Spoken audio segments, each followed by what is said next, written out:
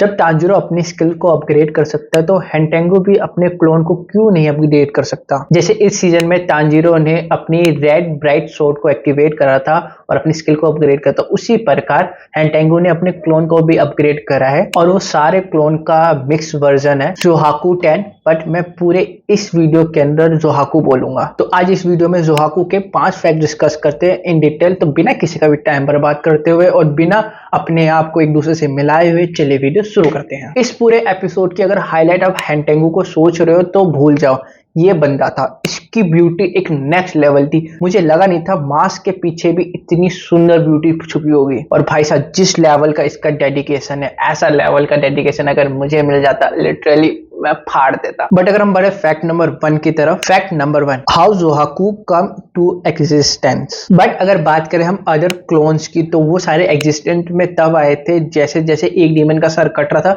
वैसे एक और डीमन रीजनरेट कर रहा था। वो रीजनरेशन एक क्लोन था जो एक फीलिंग को दिखाता है। बट अगर हम बात करें उधरी जोहाकू की तो उसकी सिनेरियो बिल्कुल अलग था। जहां पे सब पहले एक डीमन से 2 बन रहे थे स्प्लिट होके, बट यहाँ पे क्या था, आपको 4 क्लोन का एक मिक्सअप देखने को मिला था जिसका नाम जोहाकू है। और अगर हम एक जगह फोकस करें कि हाँ ये सब एक दूसरे से मिलके बन गए, बट इनका प्रोसेस क्या होगा, जिसकी अगर मैं बात करूँ ये इसको बोल सकते हैं प्रॉपर फ्यूजन। जहाँ पे हमें ड्रैगन बॉल जी के अंदर गोकू वेजिटा फ्यूज होते हैं तो वो एक डांस स्टेप करते हैं तब वहाँ पे फ्यूज होते हैं, तो इनका भी कुछ होगा लॉजिक। तो बेसिकली बात करें सीरीज के अंदर हमें थोड़े से ग्लिम्स देखने को मिले थे जहाँ पे एंगर वाले क्लोन के पास और कोई ऑप्शन नहीं था। जब तांजीरो मेन बॉडी की गर्दन काट रहा था हेंटेंगू की तो उसके पास और कोई ऑप्शन नहीं था। एंगर ने क्या करा, सारे क्लोन को धीरे धीरे एब्जॉर्ब करने लग गया अपने हाथों से। बट तभी भी जैसे तैसे फोर्सफुली एक फ्यूजन हुआ जहाँ पे एक किड जैसा अपीयरेंस हमें देखने को मिला जिसको बाद में हम जाके जोहाकू बोल रहे हैं। फैक्ट नंबर 2 स्टार्ट करने से पहले मैं आपको एक चीज बता देता हूँ। Basically human emotion typically 6 type के होते हैं, बाकी उस कैटेगरी से सारे इमोशन को निकाला जाता है जहाँ पे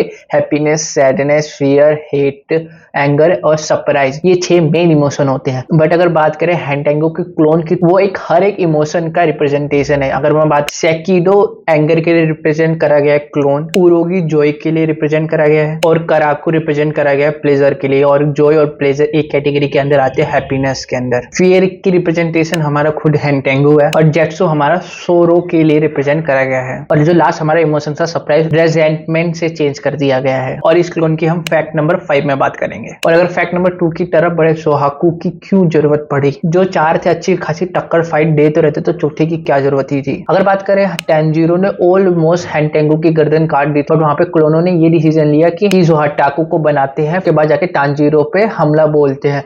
बिकॉज ये चारों वीक पड़ रहे थे इन दोनों के सामने और इनके लिए डू और डाई वाली सिचुएशन हो गई थी। अगर हेंटेंगू मरा तो इनकी जो क्लोन है वो भी डिसेपियर होना शुरू हो जाएगी, या बात करें एक बार वो मरेंगे तो दोबारा रीजनरेट या जिंदा नहीं हो पाएंगे। जोहाटू का बनना चारों क्लोनों की एक म्यूचुअल अंडरस्टैंडिंग नहीं थी, पर एंड रिजल्ट हमारा जोहाटाकू ही था। और अगर बड़े फैक्ट नंबर 3 की तरफ, कैन जोहाटाकू use all 4 demon power which is blood demon arts. जहां पे अगर हम बात करें चारों के चारों क्लोन के पास डिफरेंट पावर थी। एंगर वाले डीमन के पास blood demon art, thunder spear था, जब वो धरती पर लगाता था तो अच्छों का मूड निकल जाता था ऑन द स्पॉट। और वो इलेक्ट्रिक शॉक को भी कंट्रोल कर सकता था, कितने वोट से कितने वोट तक को देना चाहिए जिससे इस बंदा पैरालाइज हो जाए या मूव ना कर पाए, और किस किस लोग इस थंडर से इफेक्ट ना पड़े और किस किस लोग इस थंडर से इफेक्ट पड़े। और अगर बात करें प्लेजर वाले डीमन की ब्लड डीमन आर्ट की, तो उसकी विंड थी जहां पे वो एक फैन को जनरेट करता था, जिस फैन को बस थोड़ा सा स्विंग करने के बाद अच्छे बंदे मीलों भी कम हो रहा, किलोमीटर दूर जाके गिरते थे। इतना तगड़ा यहाँ पे विंड का प्रेशर था। और अगर बात करें सोरो डीमन की, जिसका ब्लड डीमन आर्ट वेपन बनाने का था, जो इस सीरीज में हमें जो नोकीली त्रिशूल टाइप की वेपन बना रहा था। और अगर बात करें जोई की, जिसका ब्लड डीमन आर्ट एक पावरफुल सोनिक ब्लास्ट था जिससे कोई भी अच्छा सुनने वाला कान से पूरे हर एक बटन के शरीर से गांड से तक खून निकाल देता था। इतनी तेज उसका एक सोनिक ब्लास्ट हुआ करता था। उसी के साथ उसकी जो पावर थी, उसका विंग भी थी, तो वो आसानी से उड़ भी सकता था। क्या जोटाकू सारे के सारे ब्लड डीमन आर्ट को यूज कर सकता है? यहाँ पे जोटाकू आपको देखने को मिलेगा इस सीरीज के अंदर सारे के सारे ब्लड डीमन आर्ट को यूज कर सकता है, उसी के साथ अपनी एक एड ऑन पावर को भी यूज कर सकता है। और अगर बढ़े हम फैक्ट नंबर 4 की तरफ, तो जोटाकू की पावर क्या है। अगर जोटाकू की पावर से पहले उसकी अपीयरेंस देखें तो उसकी अपीयरेंस एक बच्चे जैसी है, जहाँ पे वो हेट को रिप्रेजेंट कर रहा है क्लोन, और उसकी पावर एक बच्चों वाली बिल्कुल नहीं है। उसको बच्चा समझ के गलती मत करना, चारों क्लोन से भी ज्यादा उसकी पावर है। बट उसी के साथ उसके अपीयरेंस सिर्फ बच्चे जैसी नहीं है, उसके पास ड्रम भी है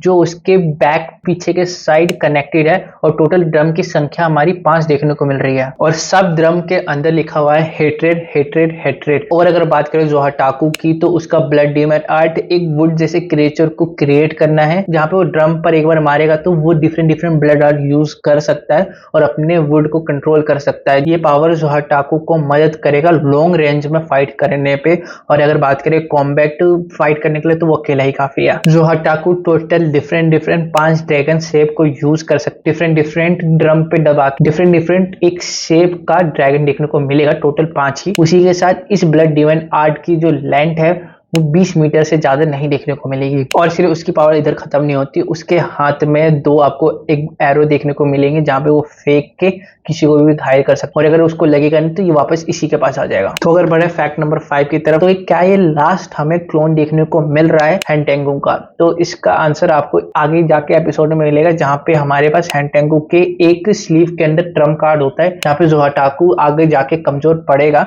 तो वो स्लीव को अनलॉक करेगा, जहां पे उसकी छोटी सी टाइनी बॉडी और हमारा क्लोन मर्ज हो जाएंगे। उसके बाद हमें जाके एक लास्ट डीमन देखने को मिलेगा, और इन सब का मर्जन के डीमन को बोलेंगे उरामी, और इसके ब्लड डीमन आर्ट सेम हमारे सारे क्लोन वाले डीमन ब्लड डीमन आर्ट होंगे, जहाँ पे उरामी सारे ब्लड डीमन आर्ट क्लोन वाले यूज कर सकता है अलग लेवल पर। उसी के साथ इसके एक एक्स्ट्रा पावर आ जाएगी, जहाँ पे ये हमारा फ्यूजन तब देखने को मिलता है जब हमारे हैंटेंगू को भागना होगा किसी भी सीन से, तब हमारा हैंटेंगू कन्वर्ट होगा उरामी में, और फिर उसके बाद उस सिचुएशन से वो एस्केप कर सकता है। बेसिकली इस डीमन के पास सारी पावर उसकी जैसे एडिशन के पास पावर ही आ जाएगी।